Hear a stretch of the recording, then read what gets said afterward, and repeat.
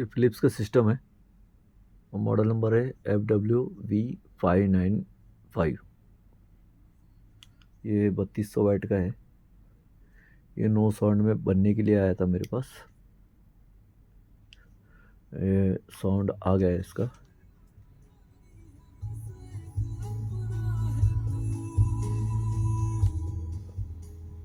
input का आवाज़ कम रखा हूँ मैंने,